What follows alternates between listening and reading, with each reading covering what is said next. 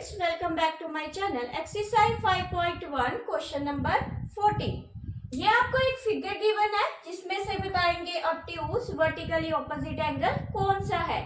तो पहले ये सम को सॉल्व करने से पहले मैंने ये वाली जो डायग्राम है इसको ही दोबारा बना लिया है, उसमें से OE पार्ट को रिमूव कर दिया है।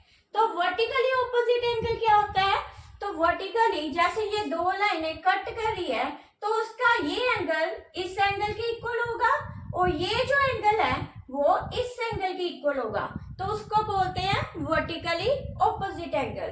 आगे लिखा उसने obtuse vertically opposite angle.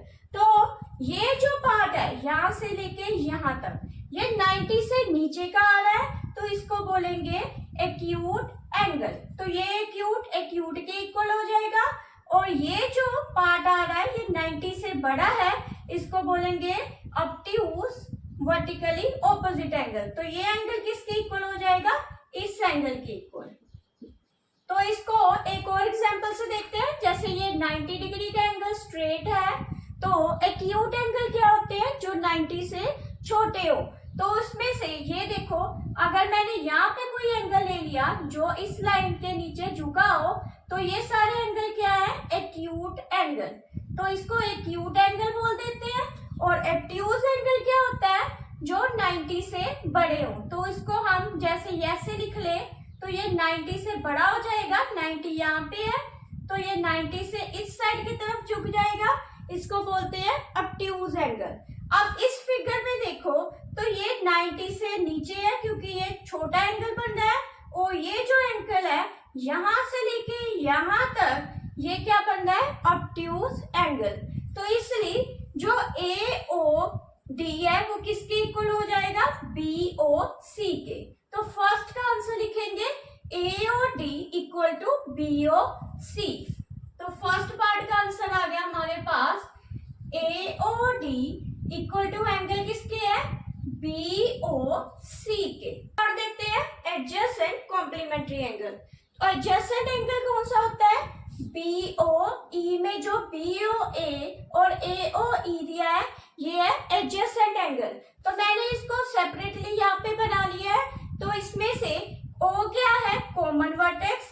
OA क्या है? Common arm. और उसके जो लेफ्ट और राइट में है non common arm on A entire side. तो इसलिए ये क्या हो जाएगा? Adjacent angle.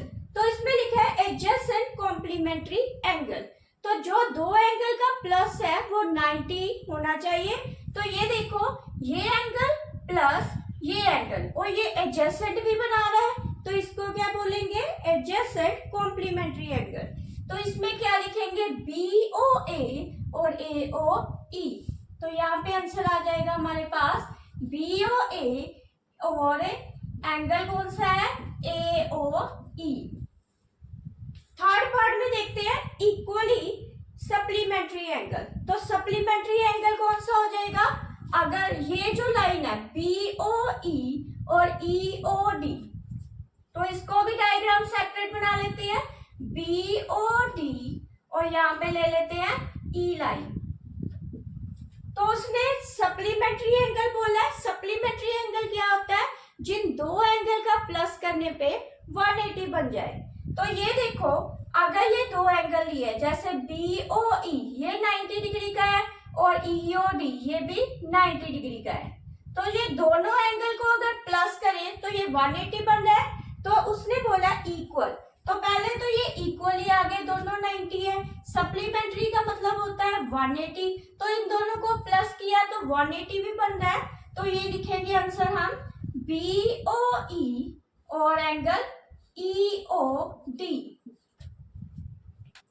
फोर्थ पार्ट में देखते हैं अनइक्वल सप्लीमेंट्री एंगल। तो सप्लीमेंट्री एंगल जो दो एंगल का प्लस 180 हो पर उनके जो एंगल्स हो वो सेम ना हो। तो पहले तो ये देखो BOD, ये जो BOD लाइन है BOD, तो उस पे ये जो लाइन बनी है E, तो यही पहले से ये टोटल कितने डिग्री का एंगल बन रहा है? 180। पर इनमें दो एंगल्स क्या है? सेम है। हमें लेने हैं अनइक्वल, जो अनइक्वल हो। तो उसमें से पहले ये वाला एंगल आ जाएगा, यहाँ से देखो AOD ये वाला एंगल